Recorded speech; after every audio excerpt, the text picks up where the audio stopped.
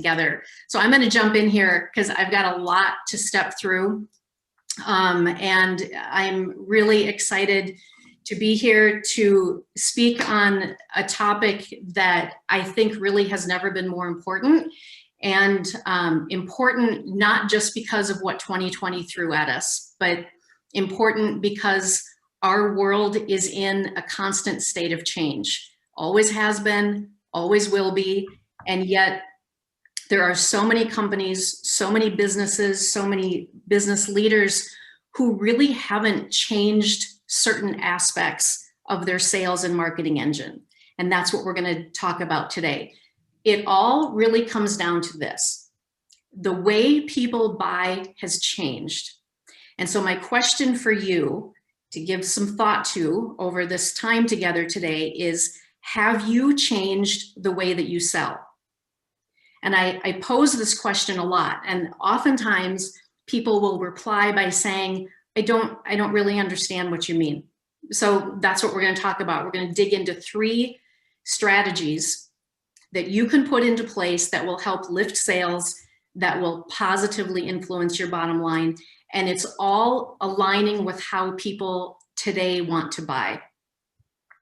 So in kicking off here, I want to share a story with you. I'm going to share a little bit about my coffee consumption for a very specific reason. So pre-COVID, I was a daily Caribou or Starbucks visitor. I was up and out the door every day by 6 o'clock in the morning, pop into my local coffee shop. Over the majority of my career, I've always had a commute, 30, 45, 60-minute commute. So this was an important stop for me. And I absolutely could have just grabbed coffee at home. But there was something about this routine and the experience that drew me to it. So this dash and go experience really could have been meaningless, or it could have just been about the hot drink that I was probably paying too much money for. But both of these brands, Caribou and Starbucks, no matter which one I visited, they made the experience something more than that drink that I was probably paying too much money for. They focused on me as a human being, not as a transaction. And they earned my loyalty. I never questioned how much I was paying for my medium skim vanilla white mocha, less chocolate, less vanilla whip, and no other toppings. That was my order. That was my daily drink. I never questioned what I was paying for that. They earned my loyalty. So I want to start this conversation with you today, sharing this example, and I'm going to give you a little bit more detail because I think it's one of the most visually descriptive real world examples of an impactful buyer first approach. And I really wish that I could take credit for this term, buyer first. But I have to give credit to LinkedIn. I'm pretty sure that LinkedIn was the first one to come out and start to use this term alongside customer centric, buyer first. I really like it. It feels better to me. It feels really appropriate to what we're talking about today. And yes, even though this example that I'm going to share comes from an experience with a consumer brand, this buyer first approach applies to B2B as well, because sales today is all about human to human. And we don't need to separate out B2B and B2C. It's all people to people. So what exactly was it that Caribou and or Starbucks did to put me first and to make my experience meaningful? Well, as mentioned earlier, they made the experience about me. Every time I walked in, about me as a person and not a transaction. Guess what happens when you show up in the same place every day with the same crew that's there working to serve you? The crew starts to recognize patterns. First of all, they recognized me. They saw me coming in day after day. At both of these shops, they very quickly remembered my name. Okay, now that's not really hard because I give them my name when I order. So I'm giving them a piece of information. It's up to them what they do with it. They remembered it and they use it now when I come in. Okay, well, they remembered my drink, and you just heard my drink. That was not an easy thing to remember, but they committed it to memory. And so what did they do with that? It got to a point where they would start crafting my drink when they saw me pulling up in the parking lot. They engaged me in conversation. They asked me what my weekend plans were. We actually got to know each other through each interaction. And through it all, I felt appreciated, I felt valued, and I was willing to pay what I was paying for that coffee. There was one additional touch that was really meaningful to me. A barista at Caribou, who I still to this day stay in touch with. She doesn't work there anymore, but I stay in touch with her. On days that she was working, she would hand me my cup, and she would have drawn a little cat face on my cup. Not my name, a little cat face, because my name is Kitty. So no matter what I was walking into that day at work or in my personal life, she made me smile. And to this day, I remember it. So you might be asking now, how in the world do we have opportunities to demonstrate this buyer first approach when we can't be face-to-face like we used to? We talked a little bit about that in the breakout room that I was in. Okay, well, let's break it down. They recognized patterns. They remembered me. They talked to me, and they made me feel something. They showed me that they cared by making my experience enjoyable. And I'll even say delightful. So do you hear marketers talk about delighting customers? This is a real thing. This is a real component of marketing, because when you delight someone, those people want to share their experience. And so as we go deeper into this session, I'll identify where and when you can make interactions personal. So in your business, you can begin to implement highly personal experiences by taking this buyer first approach. But it's imperative that you and your whole organization commit, that you commit to not just talking about the need to know your customer, not just talking about the need to lead with what they want and what they need, but actually deploy a buyer first methodology. This mindset has to permeate the entire company. Every leader, every employee, every interaction, even when those interactions happen online. And maybe most importantly, when those interactions are happening online. So strategies 2 and 3, we'll dig into that. But first, I want to talk a little bit about the buyer's journey to really understand what we mean when we say that the way people buy today has changed and why the buyer first approach is so important. Brand experiences come to life through countless forms of communication. And again, whether you're selling B2B or B2C, we all know the power of helping a person feel something. People make purchase decisions for their business much the same way that they make decisions in their personal life. They become aware that they have a need. They start to do some research, start to explore their solutions. What options are there? They talk to their friends, they talk to colleagues, they get referrals, they get input, and then they start to compare. Okay, what do I have in front of me? What's going to be the best solution for me? And a variety of things can actually move them toward making that final decision. Oftentimes, it is a gut feeling that moves someone to that final decision. Yes, the words in your proposal have an influence. Yes, the total price tag has an influence. But it may just be how you made them feel through the process and the personal experience that you provided that moves them in your direction. Not only because it differentiates you, but because you've sold your services to them in a way that was pleasing. So as I was putting this presentation together, I actually had a moment where I sat back and I was like, we're getting really kind of touchy-feely here on this topic, but we have to. It's really important. It's an important place to start when we're thinking about this buyer first philosophy in the year of 2021. And I think that we can confidently say that the world that we live in today really should be less about the antiquated always be closing and more about always be helping. And I'll even go a step further and say, always be delighting. People want a personal connection. And this is really important, people want to navigate that buyer's journey on their own terms. Otherwise, they feel like they're being sold to. So you've probably seen this famous quote. This is one of my favorites and so central to anything that we talk about in the world of branding and marketing. People will forget what you said. People will forget what you did, but people will never forget how you made them feel.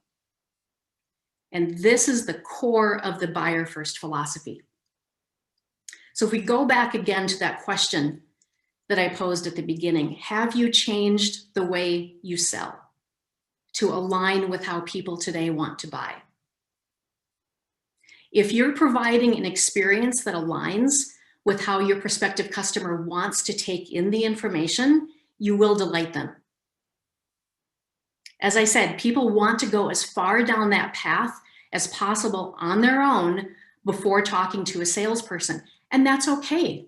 That is absolutely okay, as long as you have the right strategies, the right tools, the right tactics in place to make that work for them and to make it work for you and your organization. So the second strategy that I want to talk about here is the knockdown demolition of the silos that exist between your sales and marketing teams. There is no question that the pressure to hit sales targets has never been higher, but it's not effective to just tell your sales team to sell more. It's not effective to just tell your sales team to make more calls or to book more appointments. Once you've committed to the buyer first mentality, set yourself up for success by realigning your sales and your marketing teams together. Make them one entity. In doing so, again, acknowledge that it's okay to let people navigate a certain portion of that sales process on their own because you have the right plan in place. People want to do their research. Let them do their research. People want to ask friends and trusted advisors for advice. It's great. Oftentimes, a prospect may not raise their hand until they're ready to buy, and that's okay. But how do we make sure that they don't go a different direction? We design an experience that aligns with how they want to buy. We nurture them. We let marketing step in and do what they do best. So when you align sales and marketing in this way, you have the best opportunity to delight your prospect. Now, people have been trying to align sales and marketing for decades. There's a lot of conversation on this topic with varying degrees of success. So it's important to embrace the fact that sales and marketing each bring very different elements of value into the process. Each entity has a specific purpose. They have a specific role across the customer journey. And the key here is to ensure that the customer gets the best of both. The customer gets a well-orchestrated and a meaningful experience. So let's level set again. The whole end game here is for your sales team to be successful in closing new sales. And marketing can absolutely start the process. I love talking about sales and marketing as peas and carrots, peanut butter and jelly. They go together. They have to be the best of friends. Marketing is all about generating interest. Marketing is all about telling the world about your company, telling the world about your products and your services, telling the world that you exist. And marketing uses emotion, marketing uses technology, marketing uses analytics to reach an audience and to convert that audience into qualified leads. Now, the sales team, for the sales team to be successful, your salespeople need to be invested in the success of your customers. They need to understand the pain points that they have. They need to be able to understand the obstacles that they face. They need to be able to demonstrate how your product, how your service can be a solution, and not just a solution, but the best solution to close the sale. Here's the thing though. Today, people don't follow this traditional marketing to sales to customer funnel. What you're seeing here is the traditional funnel from the past. This graphic is usually accompanied by the mantra, always be closing, right? These two things kind of go hand in hand. Here's another look at that traditional buyer's journey. So see how marketing starts the process, but there's a very short time span before sales jumps in. This is what has contributed to people feeling like they're being sold to when they really want to navigate further on their own. It's just like walking into a store, wanting to look around, and that salesperson comes at you right away and says, "What can I help you find?" I just want to look around. I just want to do this on my own for a little bit. I'll let you know when I'm ready. So here's today's buyer's journey. So see how marketing extends further into the journey and doesn't actually pass the baton to sales until right before the purchase. Now, even with this, each individual prospect is still likely to follow its own unique path, because as human beings, we're all unique. We all want something different. One prospect might know exactly what they want to purchase before they talk to a salesperson. Why? Because marketing did a really good job. They've already been convinced. They were on your website. They've received your product emails. They've been engaging with your social media, your website. They're sold already. Another prospect might speak with a salesperson first, but then they still need more marketing. Need some testimonials. I'd like to see some case studies. I'm going to spend some time on your website. Your prospect has unlimited information available to them. When a prospect who has already read a bunch of reviews, already been convinced by marketing, gets in touch with your sales rep, that prospect will require a very different conversation than a prospect who's only heard of your company from a LinkedIn ad. This is why your marketing and sales teams need to be like peas and carrots, in tight alignment, because your buyer needs to be communicated with and sold to wherever and whenever they want. And this is why the traditional sales and marketing tactics are less effective. To create scalable growth, it's critical that your marketing team communicates all of this information that they've gathered about a prospect to your sales team before a salesperson gets on the phone or makes any kind of contact with them. Again, this is the flawless passing of the baton. And it's another reason why alignment is so important and so valuable. So marketing says, hey, sales, we've done a great job of attracting and nurturing, and now it's time for you to jump in and do what you do best. This prospect is ready to talk to a salesperson.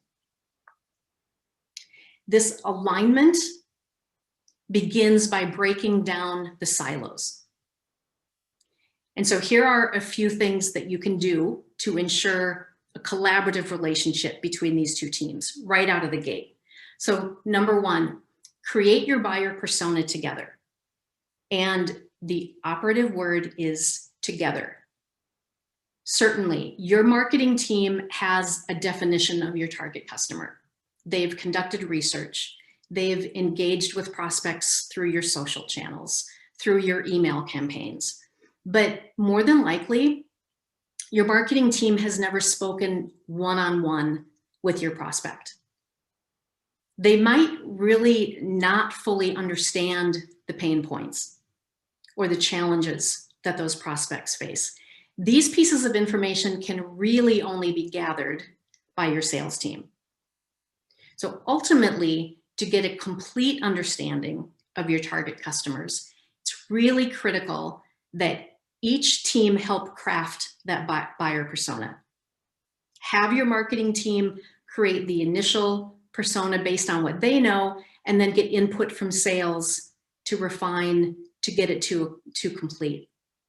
And getting input from the salespeople, as well as having conversation around final approval of this buyer persona, is critical to ensure that each team is working together with that same customer in mind.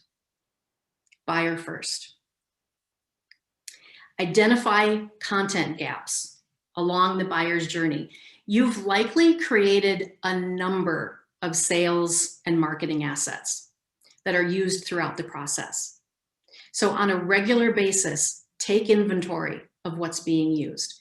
And the important question here is, what's missing? What else do we need? You've got case studies, you've got ebooks, landing pages, your website, a sales deck. Through this process, it's a great opportunity for your sales team to provide input on what they need to address the patterns that they're uncovering with their prospects. What are the new trends that they're hearing and seeing that need to be addressed in your marketing material? It's all focused on making certain that marketing is creating the content that is needed to nurture prospects during their specific buyer's journey. Track interactions. Track and log all interactions that take place between your prospect and your company. And this is whether it's a marketing touch point or a sales touch point. Track it and log it. This is one of the most critical components to implement, and it eliminates friction for the customer, and it also helps your sales reps close more deals. So here's an example of how this type of information alignment is really valuable. So think about how you would feel if you spoke with a salesperson for the first time and he or she already knew where you worked, already knew your role, already knew what area of service you were most interested in, already knew what type of content you had already consumed from their website or from their marketing materials. You would likely be more impressed and delighted than if you spoke to a salesperson who had never heard of you before, and you had to start all over and explain all of that. It's vital you find a way to keep track of each interaction that your customer has with your company. And this will be a major part of what we talk about in strategy 3. How do you do that? The last item that I want to touch on here regarding sales and marketing alignment is this. Be certain to use that buyer first language within your conversations. It's important to talk about this because sometimes marketers and salespeople use different language. And they use different language because they rely on different analytics to measure success. So for instance, a marketer's measure of success might be based on traffic. How many people visited our website? What was our blog traffic? How many likes did we get? How many people subscribed to our newsletter? How many people viewed our webinar? On the flip side, a salesperson's ultimate measure of success is the revenue. What did they sell?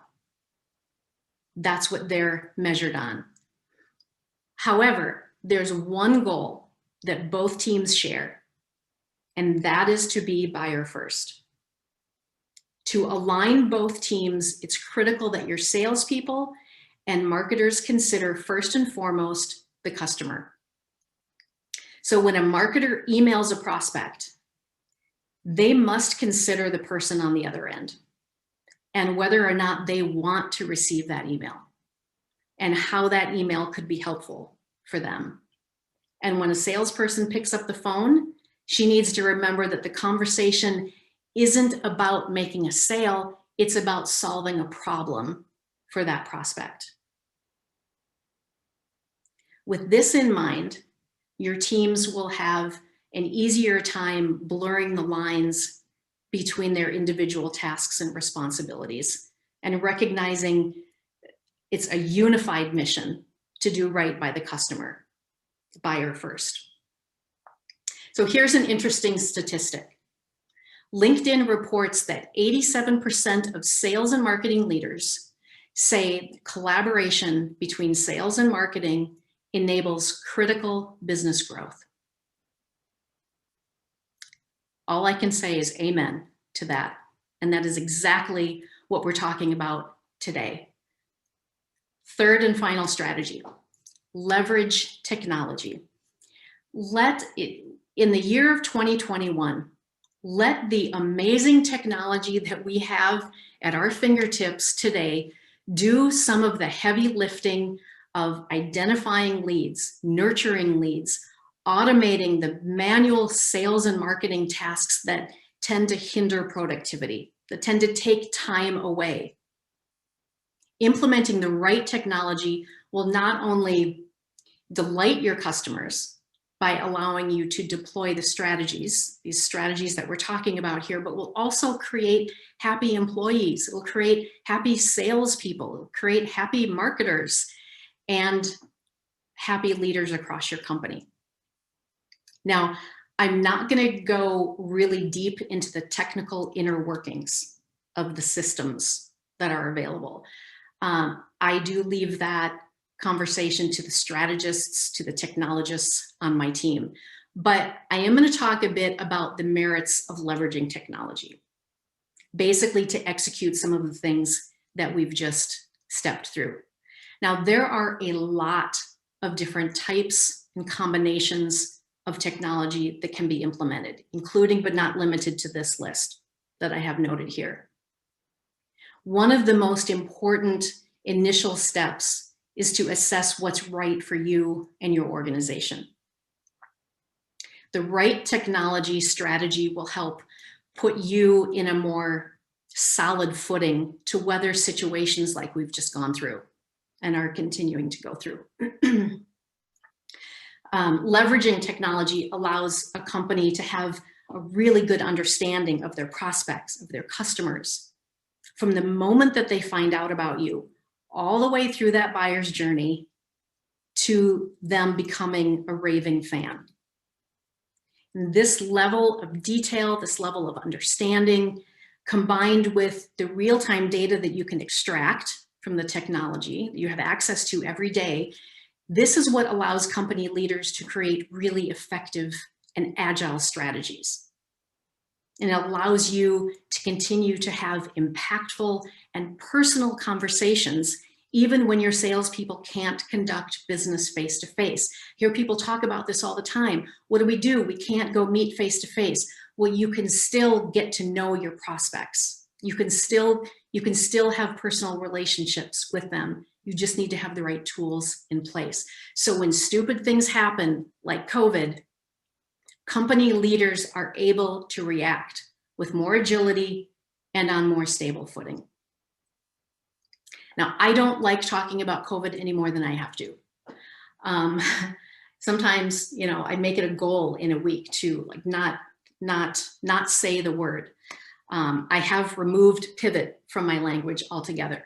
But I did want to share this statistic that really does drive home the importance of exploring the use of technology, if you aren't already, or reassessing your technology that you have in place based on what we're talking here, based on how people buy today. So according to a McKinsey global survey of executives, their executives stated that their company's use of digital or digitally enabled products has accelerated by 7 years because of COVID. 7 years. And the pandemic has increased the use of advanced technologies in operations and business decision-making by 25 times. That's what COVID did to the acceleration of the digital transformation movement that was already in motion. Leveraging technology is not about tinkering around with the latest shiny object. Sales and marketing technology helps you run faster and more efficiently. Your messaging can reach further. You can know more about your defined audiences and personas. You can align marketing and sales activities for greater impact and results. And the ultimate goal is to meet more of the right prospects at the right time, as well as nurture relationships that not only lead to sales, but also lead to loyalty and word of mouth referrals. So remember that funnel that I shared. Here's what an aligned sales and marketing effort using technology looks like. It's actually a flywheel. So we X out that marketing to sales to customers funnel. And we now create a flywheel situation. And it's that attract, engage, and delight process that moves strangers to prospects, to customers, to promoters. The word of mouth referrals, the raving reviews, the happy customers, the people who are delighted, they are the momentum of your flywheel. One of the biggest advantages of sales and marketing technology is automation. So from personalized communication to lead nurture campaigns, to alerting marketing or sales teams that a lead has taken a certain action, automation gives the marketing team and salespeople more time to do the complex components of their job. So setting up specific automation helps put the heavy lifting of repetitive tasks over onto the technology. Leveraging technology also allows you to greatly improve the conversations that you have with your prospects and your customers. You now have the ability to design the conversation. Inherently, as human beings, we are storytellers.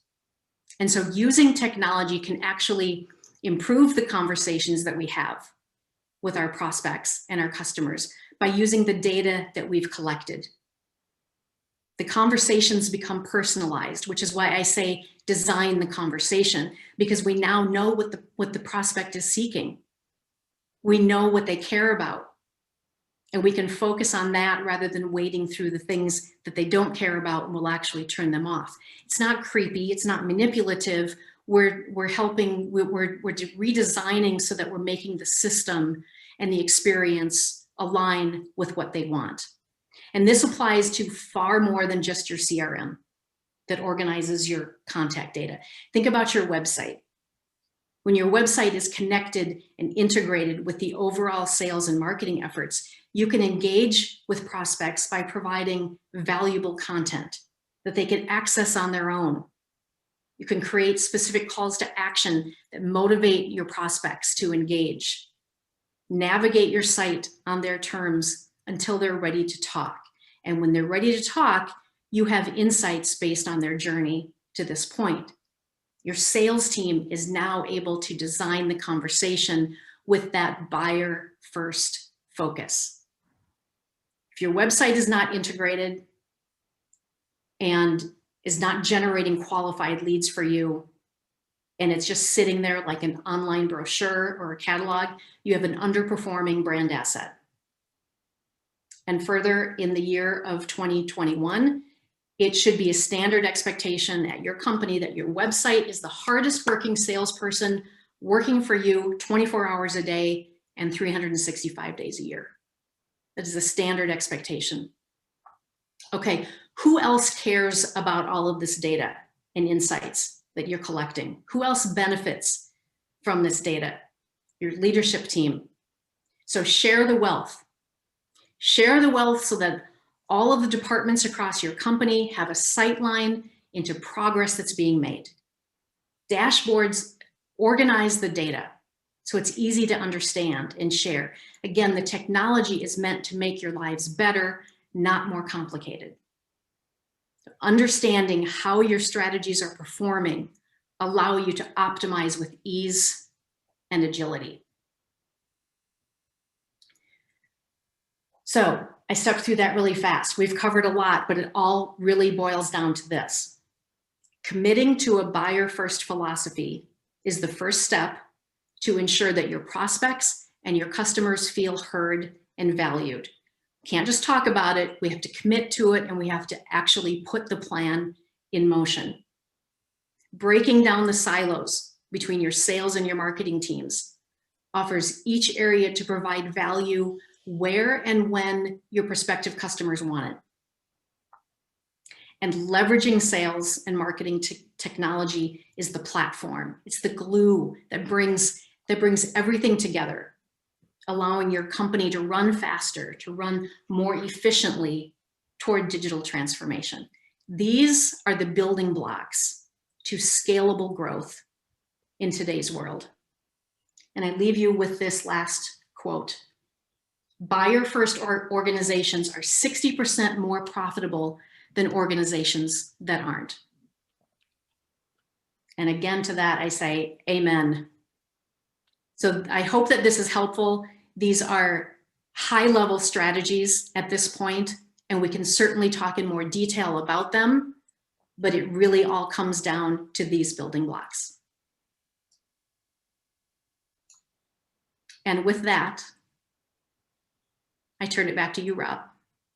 Well, Kitty, I took a full page of notes. That was excellent. So thanks for sharing all that great content and three very simple steps, but I think they lead to complex conversations and a real self-assessment of the organization and how we function in those areas. So I really appreciate you taking the time with us today. I want to be respectful. We have about 4 minutes before 1. Craig says, "Nice job, Kitty," in the chat box. Thank you. If anybody has any questions, feel free to unmute yourselves. And go back to gallery here. And I know we had a couple that were sent in, so I'll kick us off with the first question. The first one that I think that I had interest in too, what are some of the mistakes you see companies make when they bring in new sales and marketing technology, Kitty? Well, a couple things. When companies start to go down this path, there's a lot to wade through, certainly. And so I think one of the big mistakes that companies can make is that when they do make a selection, that they try to go it alone. And yeah, I completely understand that we're all kind of in this mode right now where we're all trying to do as much in-house as possible for budget reasons. But when implementing technology systems like this, it's really, really important that it be implemented correctly right out of the gate. And so that's not necessarily an expertise that all companies have inside. So that's specifically why there are partner agencies out there that do that type of very complex implementation work. So I think one of the big mistakes that companies make is that they try to do it on their own. We see it happen a lot. Companies will come to us and they'll say, you know, we invested in a specific system a couple of years ago, and it wasn't set up right. It wasn't customized. We didn't have anybody who had specific expertise do the implementation, and now we've just got this mess there. So what do we do? That's really something that can be avoided right out of the gate. Great. Mm-hmm. Question from the chat here. Any tips for best ways to introduce, this is from Wade Tiemann, my company to new customers, whether it's a phone call, email, or LinkedIn, being that many business professionals are now officing from home? Yeah. So, you know, with everything that I've shared today, I think it is still, it's really important to have a very diversified approach when we're prospecting and selling. And so it is one of the reasons why a really good, solid content strategy needs to be in place. So certainly as people are working from home, they're still very connected. For a while, I had a little sign-off line on my email that said, socially distant, but more connected than ever. Just because we're not at the office doesn't mean we're not uber connected. So use LinkedIn, develop your content strategy to make sure that you're positioning your company as a thought leader in your specific industry, and make that content available to people. Wade, you and I talked about this in our breakout room. Yeah, it's hard to connect with people today because they don't answer their phone. And emails are getting a much lower open rate than they used to. That's why the personalization really is important. So leverage your connections to identify, okay, if you're prospecting XYZ company, look within your network to find out where you have personal connections and try to get a warm introduction, for one thing. Add that along with developing a really robust and thorough content strategy so that you're building the company brand wherever you can. And LinkedIn is always going to be my first choice for that. And just you need to have a holistic strategy so that all of these things basically come together and are making a connection with those top prospects when they're ready to take it in. That was also something that we talked about in our breakout room. How do you stay in touch with people? Just because they're not ready now doesn't mean they're not ready for you at some point. That's why that nurturing component is so important. I hope that answered your question. Great. Well, I got 101 here, so I want to be respectful of everybody's time. Again, appreciate everyone taking time out of their day to come and view Kitty's content. Again, great stuff, Kitty. We appreciate you taking your time out of your schedule too and sharing your expertise with us. Thank you. If I can just leave with one thing. I know that we had like 30 or 40 people registered for this. I'm sure that we'll make it available to them. And also for anybody that was able to join, if you know of other people in your network, other company leaders that are struggling with scalable growth, that are struggling with technology, please share this with them as well. It's a really, really important conversation right now. And I want to make sure that we get that out. And I thank you all so much for letting me be with you today. Thanks, Kitty. Take care, everybody. Good seeing you. Happy Thursday to everybody. Yeah.